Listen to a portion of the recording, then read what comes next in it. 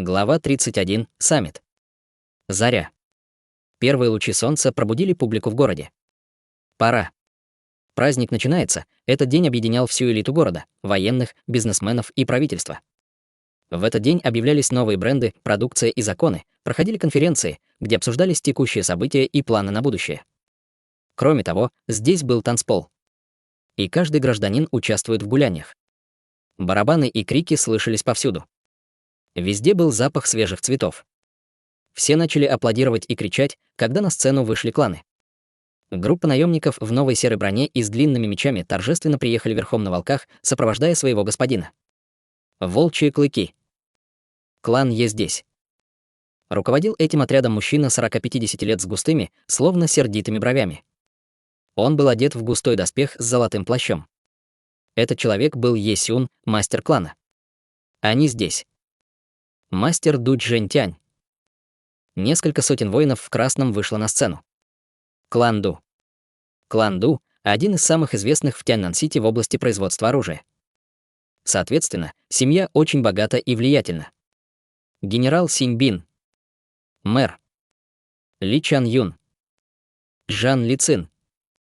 Элита города, толпа радостно приветствовала ее.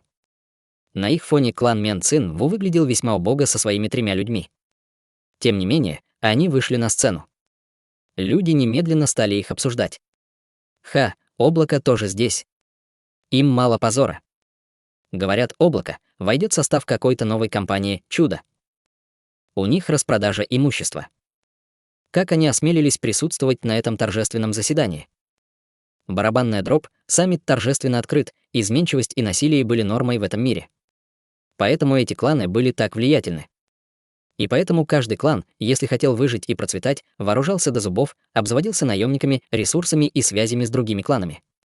Тяньнань город был окружен обилием бесхозных лесов, рудников и богатых месторождений. Торговля и разработка месторождений, в свою очередь, основывались на ресурсах за пределами города. Но без вложений они также бесполезны. На саммите кланы добиваются инвестиций для этого мирным путем и в диалоге с другими кланами. Но так было не всегда. Тяньнань не всегда процветал. 10 лет назад кланы постоянно воевали друг с другом, пытаясь захватить ресурсы и влияние в городе. В боях погибло множество людей, а сам город был в полной анархии. В итоге никто так и не освоил месторождение. Люди, наконец, поняли, что войны имеют смысла. Они только разрушают саму торговлю. Что тогда было предпринято? Был создан саммит, он распределяет ресурсы теперь. Раз в год каждый имел шанс участвовать в соревновании, победитель которого получал эти ресурсы. Не имело значения происхождение человека и его статус. Любой бедняк или дворянин до 18 лет мог участвовать в нем. К тому же, это была отличная реклама всего и вся компаний. В соревновании нередко сильно калечились и умирали. Однако эта кровавая альтернатива войне всех устраивает и сейчас. Кланы устраивают тайно сделки под шум. Да и таланты выявляются так очень быстро. Этой традиции около 10 лет. Чутянь был совершенно не обращал внимания на все это.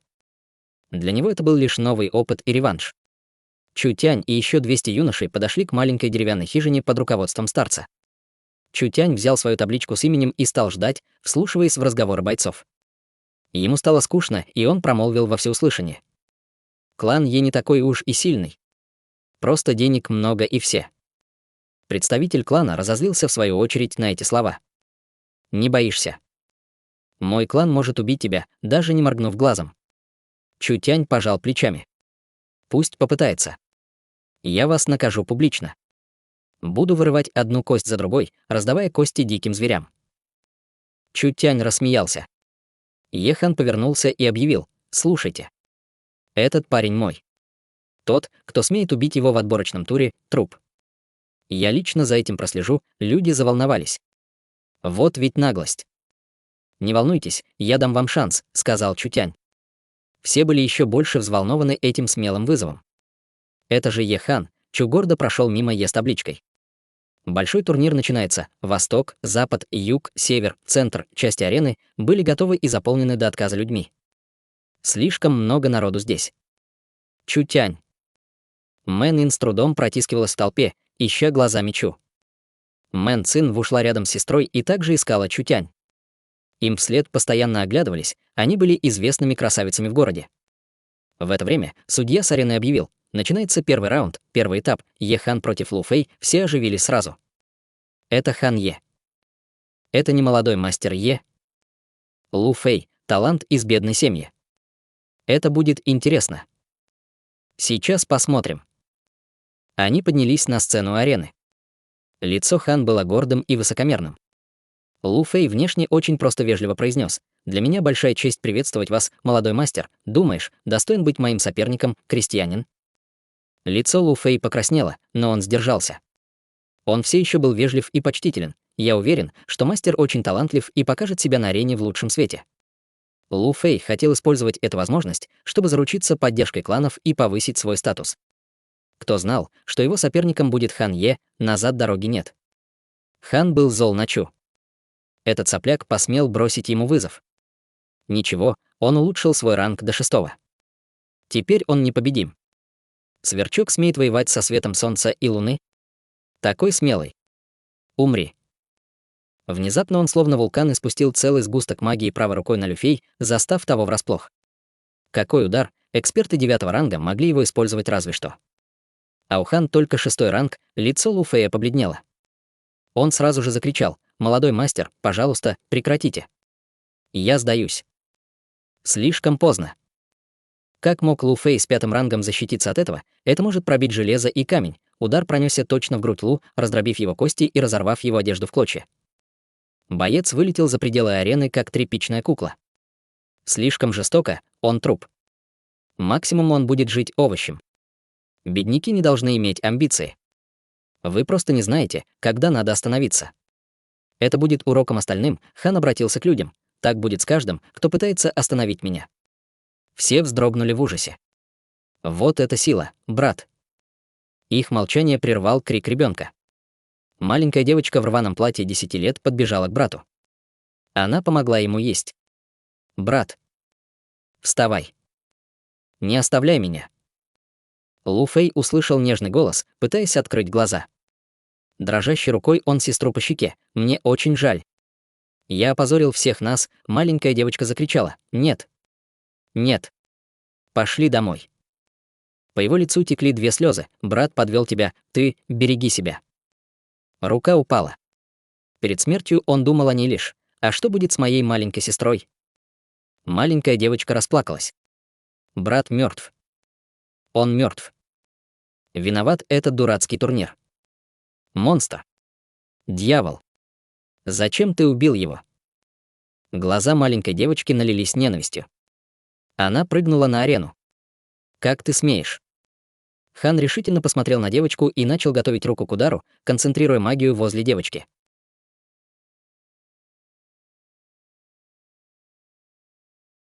Глава 32. Ей 10 лет, маленькая девочка. Как он может? Хан был жестоким человеком. «Стой!» Худенькая рука Ву схватила руку Хан. Мэнин быстро-быстро увела маленькую девочку в безопасное место. Кто посмел блокировать? Перед ним стояла богиня с безупречной кожей и идеальным телом. Мэн Цин Ву.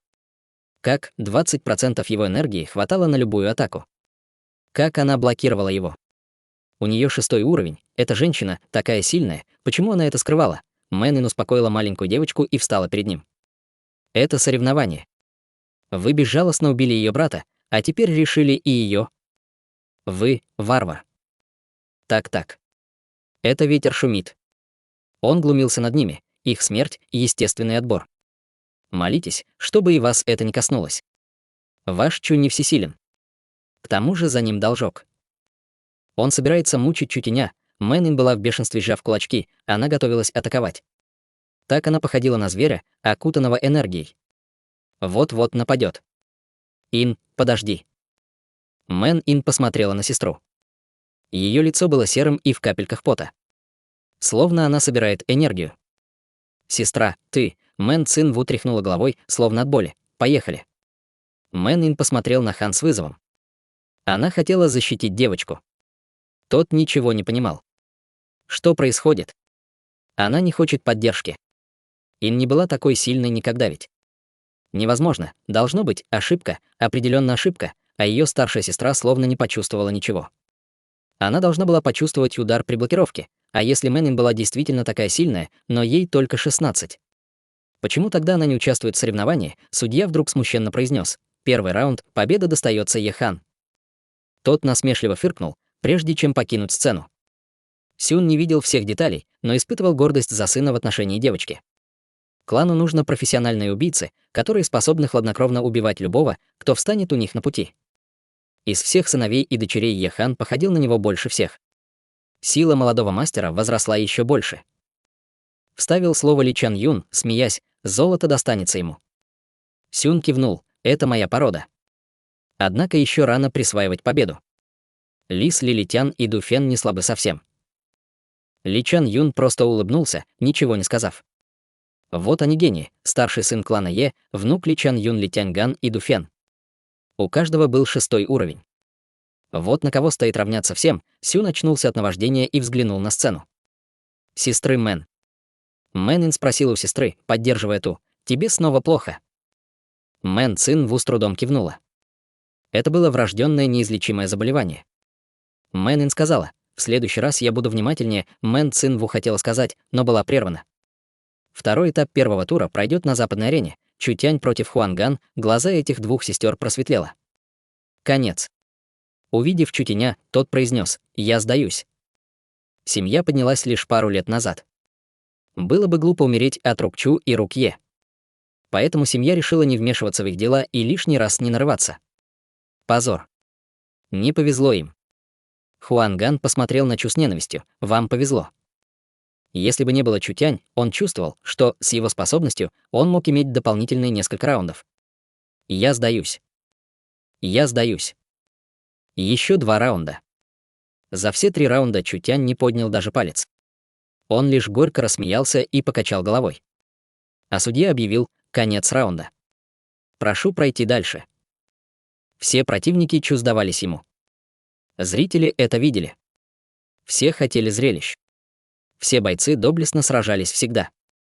Однако сдавались Чу. Что-то здесь не так. Мы отказываемся принимать это. Откуда этот парень пришел? Почему все его противники сдались?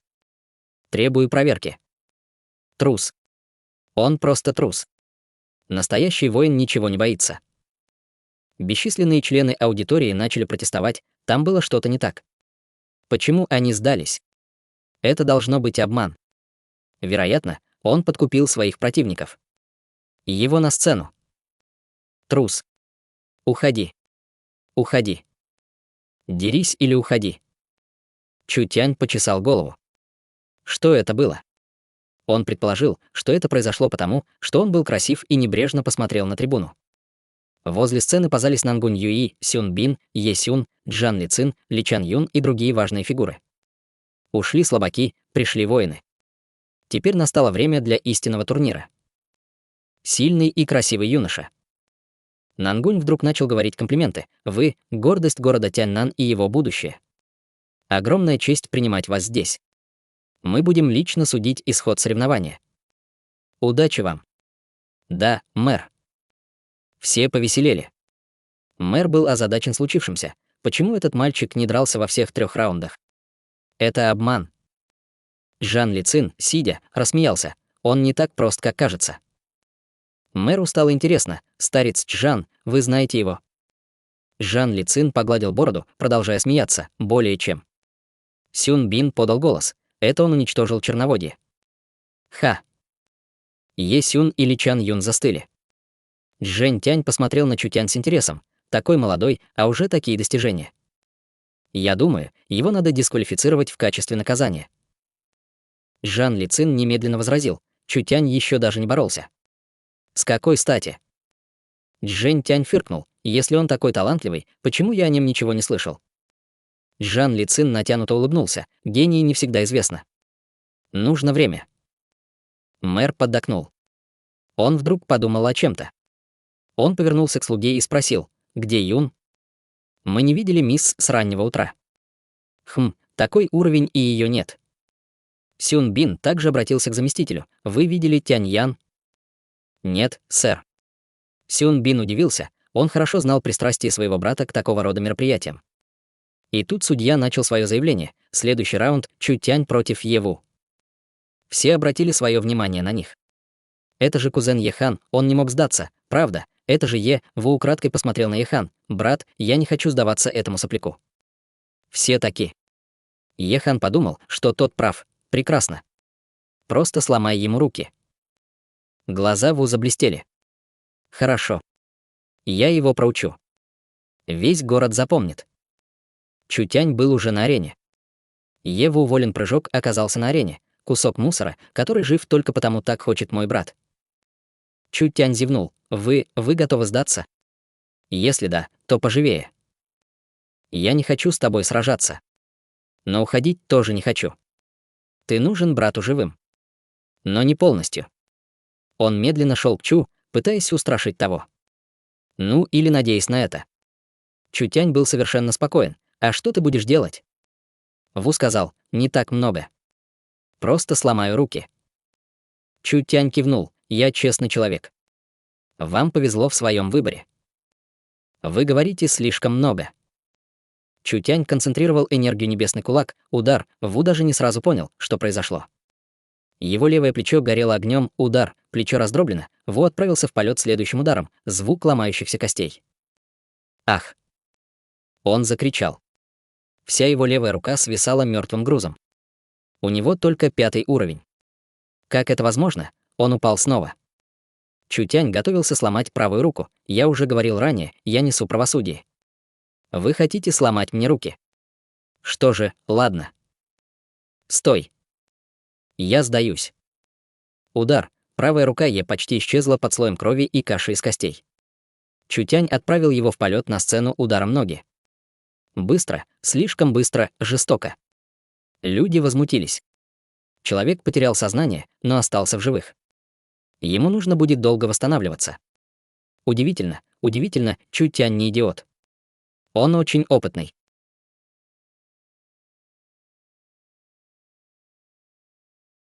Глава 33. 3 таланта. Как ты смеешь? Июн был вне себя от ярости, Еву уже сдался. Это нарушение правил. Он должен быть наказан. Ли Чжан Юн поспешно вмешался. Я полагаю, мэр должен его исключить. Бин расхохотался. Да. Согласен. Есть правило. Когда человек сдается, его надо щадить. Чутян надо дисквалифицировать. Жан Лицин наш подпрыгнул. Сюн Бин, Сюн добавил. Бедный мальчик Луфэй тоже сдался, однако он был убит Хан. Поэтому надо исключить обоих. Так будет честно. Жан Лицин вступил в разговор. Его очень наглый и беспринципный человек. Надо. Мэр, что думаете? С одной стороны, Сюн или Джан Юн. С другой стороны, Сюн Бин и Джан Лицин. Мэр думал, что он сейчас разорвется на 2 части. Он махнул рукой. Забудьте об этом, давайте продолжим соревнование. Это важно. Сюн проглотил обиду. Чутянь унизил клан целых 3 раза. Разбив выдающегося ученика клана, он унизил их в 4-й раз. Но также заметил, что энергия Чутянь не превышала 5-го уровня. Это преимущество, ведь Хан 6-й. Ах, не против, ничего, он поможет восстановить репутацию клана. И победа достается. Чутянь. После того, как мэр объявил об этом, он украдкой взгляд на Чутянь. В юноше чувствовалась скрытая сила. Он еще себя покажет. Второй тур Ду Фэн против Цу Цзянь. Цзянь — талантливый боец из обычного клана. Его уровень был 5-м. Это было не так много при силе Ду Фэн, который холодно посмотрел на того. Битва начинается. Цу Цзянь вдруг бросился вперед, как тигр на льва. Все его тело испускало энергию. 10 шагов тигра — это была очень мощная техника боя, каждый шаг увеличивал мощь. С 10-м ударом противнику придёт конец. Цу Цзянь понимал, что Ду Фэн сильнее, чем он, поэтому он постепенно наращивал силу удара и защищался, блокируя удары и готовясь уничтожить противника одним ударом. Ду не воспринимал его всерьез и даже позволил Цу Цзянь закончить свои 10 шагов, презрительно улыбаясь. Слишком слаб, он решил прервать эту прелюдию и замахнулся для последнего удара. Цу Цзянь даже не успел ударить Ду, когда тот атаковал его. Кулак ветра, удар мгновенно уничтожил шаги тигра, отправив заклинателя в полет. Цу приземлился на траву. Внутренности были всмятку, а сам человек потерял сознание. Конец. Сверху посыпались частички одежды и пепел одежды. И победа достается Ду Фен. Одним ударом все смотрели на него с восхищением и уважением. У него большое будущее. Ему нет и 20, а уже столько умеет. Он мог бы стать очень известным бойцом, это самый знаменитый из клана Ду. Он составлял достойную конкуренцию Е. Толпа ревела от восторга. Третий раунд. Ли Тяньган против Сюн Юань. Ли Тяньган был внуком Ли Джан Юн. Ему едва исполнилось 17 лет, но его сила была многообещающей. Он использовал Кан-ген, которая не оставляла противнику ни шанса на победу. Сюн Юань был учеником семьи Сюн города Тяньнан. Клан Сюн был знаменит в Чжунчжоу боевыми талантами. Прошло почти 2 года, как был замечен талант Сюн Юань. Но этого было недостаточно, чтобы противостоять Ли Тяньган. Ли Юнчжан благотворил внука. С раннего возраста тот учился у лучших мастеров и обучался искусству алхимии и медицины самим дедушкой. Началось. Ли Тяньган быстро начал свою атаку. Он, казалось, знал о Канган и атаковал ураганом, блокируя все удары. Сюн Юань не мог даже пошевелиться, а со всех сторон летели удары, нанося серьезные травмы. Такая скорость. Такая сила. Если Е Хан славился жестокостью, а Ду Фен свирепостью, то Ли Тянь скоростью, как у молнии. Эти люди явно опережали всех в своей силе. Несомненно, победит кто-то из них. Син Бин видел, как его ученик проигрывает, но ничего не мог поделать. А исход битвы тем временем был ясен всем. Его противник был сильнее и опытнее. Еще несколько раундов. Эти бои захватывали дух. Среди бойцов было немало талантливой молодежи, но по сравнению с 3 талантами все они меркли. Впрочем, еще не вечер. Мэр тем временем изучал список участвующих и страшно удивился. Сейчас будет Ду Ян против Чу Тянь. Джэнь Тянь ухмыльнулся. Еще один простой раунд. Глава другого клана рассмеялся. Ду Фен, Ду Юн, у вас много талантов, Джэнь Тянь был доволен. Фен и Юн были братьями. Фен был сильнее, и он уже достиг 6-го ранга, а Юн же был пока что на 5-м. Но при должном усилии сможет и его преодолеть. Чу Тянь ему не помеха. Юн обратился к своему старшему брату. «Большой брат, я пойду». «Иди и не жалей его», — сказал Ду Фен властным тоном, другие люди, может, и сдались. Однако наш клан не такой и всегда это подтверждал. «Иди и защити честь клана». «Да, старший брат». Юн был уверен, что одолеет Чу Тянь с легкостью. Он ничего не знал о нем, кроме того, что тот победил Еву. Должно быть, 5-й уровень. Еще он слышал, что он унизил семью Е. Надо избавиться от этой головной боли раз и навсегда. Чу Тянь поднялся на ринг. Ду слегка подпрыгнул и тут же оказался на месте, мягко приземлившись на ноги. Его грациозное и гибкое тело вызвало аплодисменты. Он чувствовал, что живет ради этого. «Чу Тянь, давайте остановимся здесь». Он посмотрел на Чу Тянь, я не бесполезный кусок дерева, как Ву. Я разрешу тебе 3 удара и буду считать до 3. 3, Чу Тянь улыбнулся, 10. Тот опешил. Вы сможете атаковать 10 раз? Ну и шутки. Чу Тянь торжественно покачал головой. Ты не понял. Я закрою глаза, а вы за 10 ходов должны коснуться моей одежды. Тогда я сдамся. Позволить ему 10 ходов, и с закрытыми глазами все были ошеломлены. Чу, похоже, недооценивал силу Ду, который превосходил Ву по всем параметрам, и Чу Тянь собирался закрыть глаза, пока его противник атакует в 10 ходов, и если он коснется его одежды, то победит. Даже 3 талантов себе не позволяет такого. Чжэнь Тянь разозлился на это явное оскорбление, встал и прокричал: «Довольно». «Чего же ты ждешь? Атакуй, не трать время попусту». «Как хотите». Юн не осмелился противоречить воле старейшины. Сжав правую руку в кулак, он выпустил энергию Гай прямо в грудь Чу Тянь. Гайк — один из самых смертоносных ходов. Это всегда беспроигрышный вариант атаки. Он покажет этому Чу, все ахнули, а Чу закрыл глаза. Чу Тянь легко увернулся от удара, отойдя за несколько миллиметров от удара. Противник его не достал. Как? Что происходит? Он не попал в Чу Тянь и сам чуть не упал. Его лицо было оттенка спелого помидора, а глаза светились неприкрытой ненавистью. Черт возьми. Я не верю в это. Ду атаковал еще. Результат был тот же. Чу Тянь, словно бабочка, отклонялся от ударов. 2 движения вниз, сказал ему Чу Тянь. Это разозлило противника.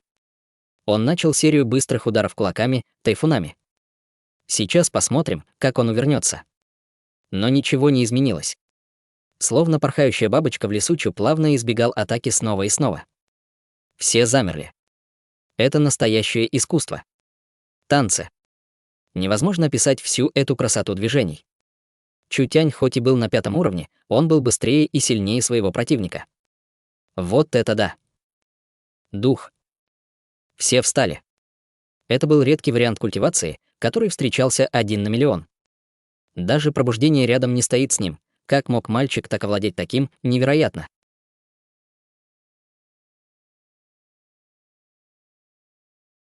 Глава 34. Винорез. Откуда столько талантов на материке? Какова их природа? Это связано с особым врожденным талантом частицы света. Обладатели этой особенности организма очень сильные, умные или же могут доводить свою культивацию до ранга духа, одного из самых сильных состояний культивации. Дух тесно связан с душой. Вместе они снимают многие барьеры физического мира. Культиватор выходит за пределы дозволенного природой, где может контролировать все движения человека, чувствовать каждый вздох его. Помимо телесного, культиватор чувствует изменение температуры и энергии противника. Это был легендарный дух. Тот, кто овладеет этим искусством, без труда сможет контролировать своего противника, а в алхимии ему не будет равных. Это мечта многих людей. В городе об этом практически никто не слышал, потому что тут таких попросту нет. Такой человек, безусловно, затмит любого в Чжоу-институте. Он будет купаться в славе и богатстве. Чу Тянь закрыл глаза, чтобы Ду смог пройти все 10 шагов. Ду Юн никогда не сталкивался с подобным. Он шел напролом, но все безрезультатно. Противник легко уклонялся от его атак и ударов. 10 вверх. Поворот. Чу Тянь сосредоточил бледно-золотистую энергию на кончиках пальцев. Он схватил правую руку Ду Юн и впитал в себя всю его энергию. Словно ножом, он прошел прямо через его кожу, дойдя до каждой клетки. Рука Юн потеряла всю энергию. 2 пальца Чу стали золотистыми. После прикосновения с кожей Ду они резко выпустили энергию в того. Алмазный винорез, 1 палец для каждой вены, он был известен мастерам. Своей мощью и летальным исходом тем временем Ду потерял всю энергию тела. Чу Тянь слегка толкнул ладонью того. Ду Юн зашатался и упал. Ах! Не верю, это невозможно. Ду закричал. Он попытался было создать энергию, но почувствовал, что не может создать даже частицы. Энергии больше нет. Он сейчас не даже встать, не то что сражаться. Что за магия? Только небо знало, что среди них был такой жестокий и хитрый мастер. Это конец. Чу Тянь посмотрел на Ду Юн и произнес: «У вас вскрыты вены.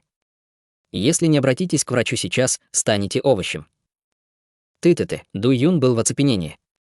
Чу Тянь отряхнул руки. «Я не хочу больше сражаться. Я буду считать до 3. Если не склоните голову, я за себя не отвечаю». Какие знакомые слова. Чу Тянь сказал ему это его же словами. Это не плевок в сторону Юн, а целая пощечина Чжэнь Тянь. Старик был в бешенстве. Его глаза наливались кровью и ненавистью. Он хотел одного — убить Чу Тянь сейчас же. Какая угроза? Этого достаточно, любой бы умер на месте от этого взгляда. Чу Тянь был совершенно равнодушен. Он был полностью сосредоточен на словах: 3, 2, 1, подождите. Пожалуйста, не делай этого. Я ухожу, я сдаюсь. Пожалуйста, не калечь меня, я не хочу стать калекой. Ду Юн склонил голову. Под взглядом зрителей он медленно сполз на арену. Он был унижен и испуган. Чу Тянь был слишком страшным в гневе. Лучше быстрое унижение, чем стать овощем, но даже если он полностью выздоровеет, дальнейшая жизнь будет сплошным позором для него и его семьи. Чу Тянь не мелкий обыватель. Его поражение многих напугает и прославит Чу Тянь. Так легко он не отделается.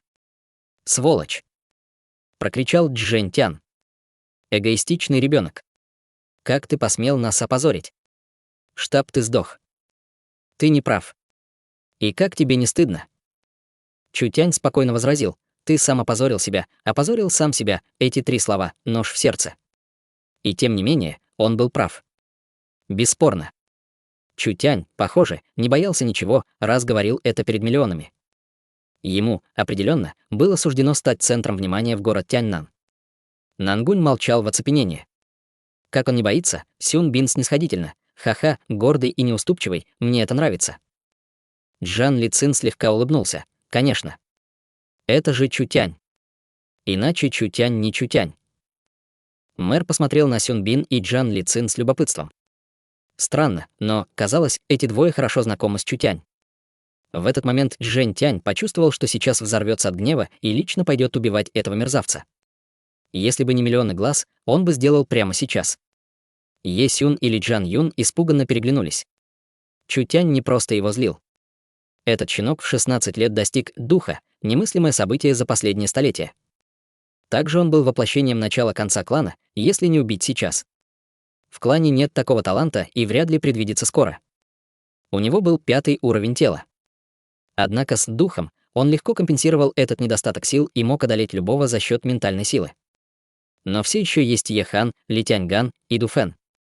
У них всех были 6-е ранги, даже почти 7-е. Их энергия была больше в 2 раза, чем у Дуюн, а сами они имеют за плечами годы и годы тренировок. Чу с ними не сладить.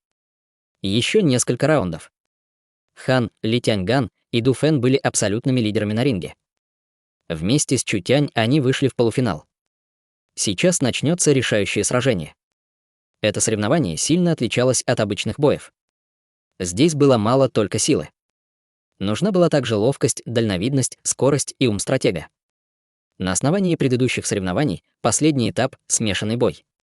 3 или 4 человека в одной арене будут биться друг с другом на глазах у всей публики. В конце боя судья будет выносить вердикт и очки для каждого бойца. Другие смогут оспорить то или иное решение. В ожидании начала решающего боя 4 человека отдыхали под сценой. Ехан буравил взглядом Чутянь. «Я никогда не думал, что ты действительно будешь в финале. Я все еще держу слово. Твои кости готовы стать пылью». Чутянь усмехнулся. «Мои кости очень трудно сломать. Вы? Боюсь, что вы даже не сможете их согнуть». Дуфэн особенно смотрел нарочито. «Чутянь, ты покалечил моего брата, опозорил мой клан. Ты за это заплатишь, будь уверен». Чутянь опешил. «Это был твой брат?» «Да, Фен мой брат», — сказал Дуфэн, скрестив руки на груди. Грубым тоном он продолжил. «Но я дам вам шанс. Вступите в наш клан, там вы сможете себя выкупить и прославиться. Тогда прощу». Он посмотрел на Хан. «Я мог бы защитить вас в решающем бое. Надеюсь, вы понимаете, что без меня вам не выжить». Хан выглядел раздраженным. «Дуфэн, ты немного на себя берешь? Мы должны покончить с этим. Почему мы тратим время на разговоры с ним?» Ли Тяньган сильно завидовал Чутянь. Обладая духом после турнира, он, несомненно, станет знаменитостью. Ли Тяньган воспитывался дедом с самого рождения и обучался искусству алхимии им же. Как он мог стоять в стороне, зная, что этот простолюдин решил его затмить? Убить? Надо убить. У него была только одна мысль на уме. Чутянь должен умереть. Городу Тяньнан хватит одной Нангунь-Юн, Чу сильнее, чем он, немыслимо, Ли Тяньган не мог этого оставить. И что у них за интриги? Они ведут его на убой, как ягненка. Он молча закрыл глаза, чтобы помедитировать и очистить свой разум.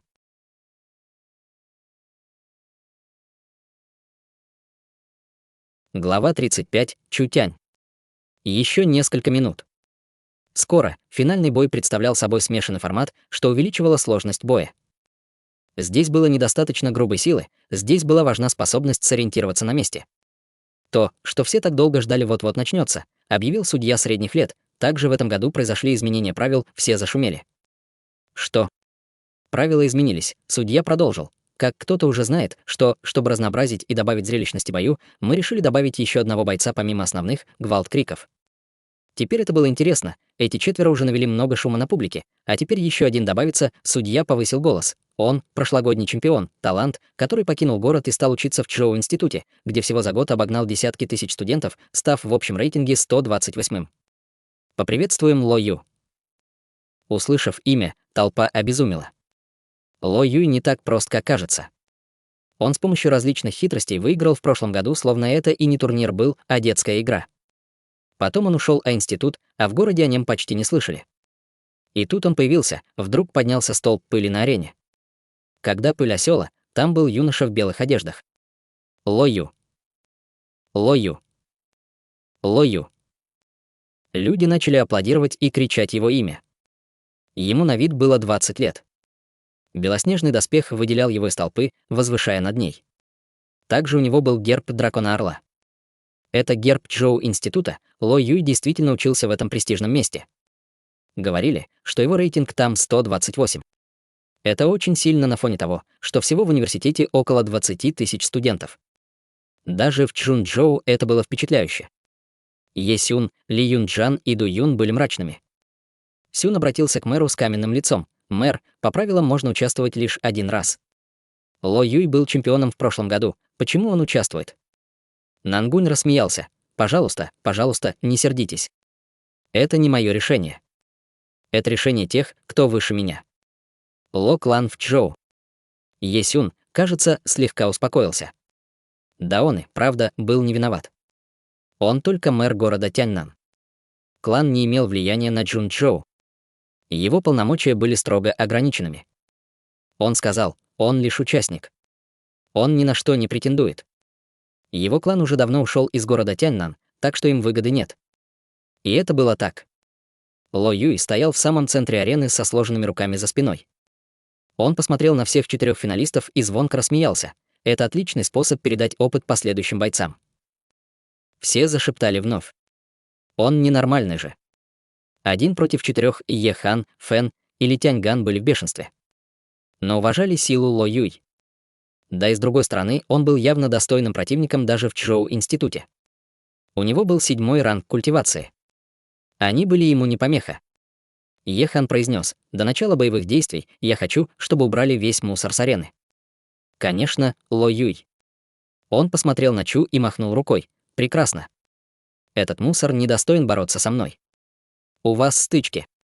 2 минут хватит. 1 достаточно. Хорошо, тогда поторопитесь». Чу чувствовал себя рыбой на нарезной доске, которую хотят разделать. Чу Тянь слегка вздохнул. Откуда столько идиотов? Лицо Ехан было полно жестокости и азарта. Конец паршивцу. С тех пор, как Чу здесь появился, он был одержим местью. Но поскольку Чу Тянь был под защитой Джан Ли Цин, Нангунь Юн и Ян Сюн Тянь, Хан не мог решиться отомстить. Но все было по-другому сейчас, сегодня все на высшем уровне. Под глазами миллионов, кто посмел бы ему перечить? Чу Тянь когда-то унизил его на глазах у всех, а теперь его черед испытать все то унижение на глазах толпы. Ты лишь раб. Раб по жизни. Свобода — это в крови свободных. Ехан намеренно повысил голос. Все были обескуражены. Он был рабом. Как? У него же такой талант, простой раб. Как он мог быть таким смелым, простой раб? И он смеет стоять лицом к лицу с Ехан. Ехан продолжал унижать его. Может быть, вы старались стать свободным, пахали с утра до ночи в поте лице, но сегодня контракт находится в моих руках. Чу Тянь оставался спокойным и невозмутимым. Он слегка улыбнулся. Я заметил, что болтуны часто маскируют болтовней свои недостатки. Я разозлился. Он хотел распалить Чу Тянь, а лучше напугать. Так он потеряет концентрацию и совершит много ошибок. Но тот не реагировал на это. Как он может быть таким спокойным? Он словно усмехается над ним своей гармонией. Жалкий раб. Штаб, ты сдох. Вдруг с громким хлопком в руках стала нарастать энергия, а сам он начал неестественно светиться. Он готовится к атаке, 1 удар. Удар славы, Ехан был страшно зол. Он легко мог бы атаковать и посильнее, но сдерживал себя, наткнулся на осуждающие взгляды других. Даже Ло Ю, казалось, не имел ничего против этого раба. Что здесь происходит? Ли Джан Юн был удивлен. Молодой мастер, настоящий гений в боевых искусствах. Он смог создать удар славы. Ему нечего бояться на ринге. Е Сюн радостно кивнул. В конце концов, Чу Тянь мог бы на что-то сгодиться. Например, для отработки ударов Мэн Цин Ву начала кричать: «Он все еще собирается напасть. Вы все еще можете атаковать сейчас, быстро. Пока не поздно». Чу Тянь оставался неподвижным, позволив сопернику закончить. Почему он это позволил сделать, Сюн Бин и Нангунь беспокойно нахмурились. Он же сейчас его убьет. Джан Ли Цин начал концентрировать энергию. Он нарушает правила. Почему Чу ничего не предпринимает? Сейчас посмотрим, кто здесь главный. Наконец он сосредоточил энергию в своей руке и атаковал Чу. Такая сила способна разрушить камни и металл, не говоря уже о костях и плоти. Чу Тянь тем временем начал светиться белой энергией.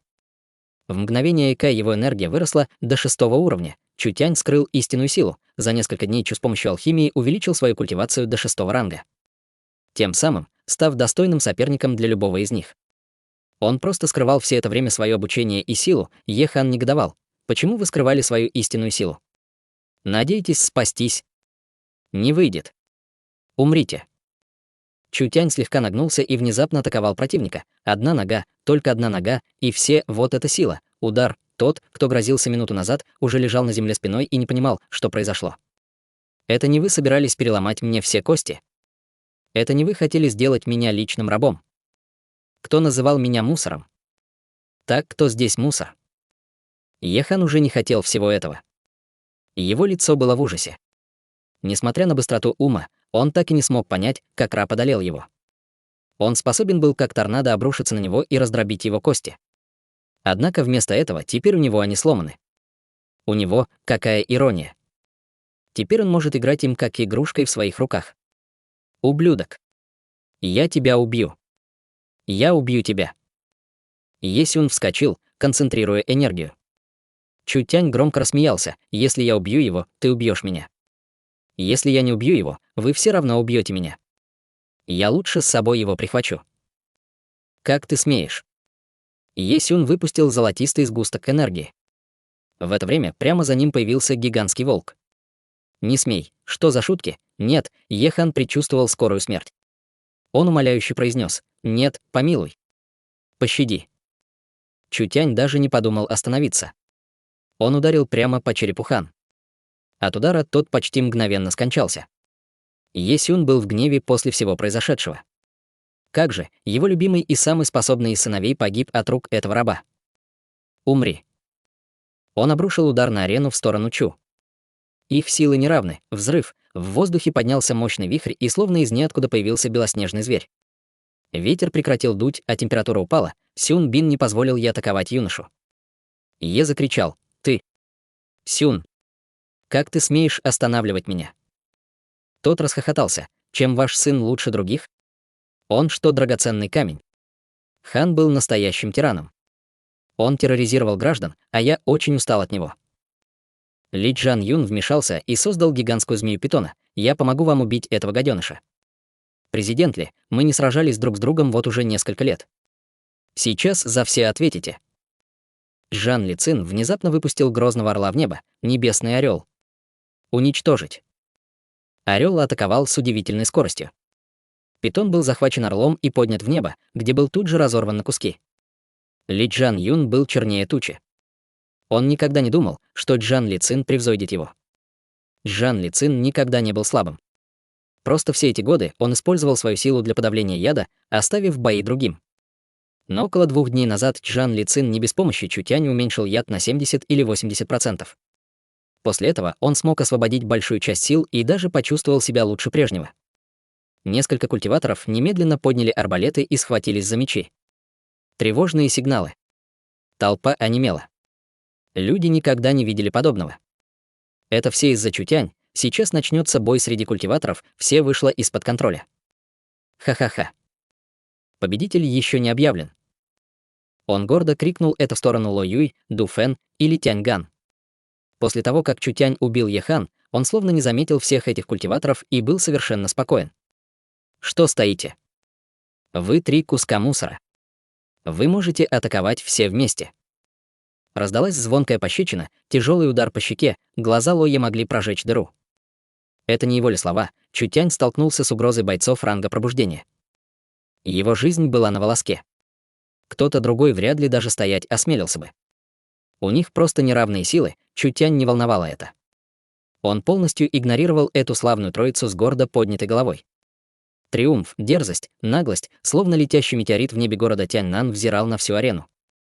Наглый, заносчивый, высокомерный и легкомысленный. Он всполохнул весь город. Чутянь, Чутянь, Чутянь, словно извержение вулкана, его имя витало в воздухе.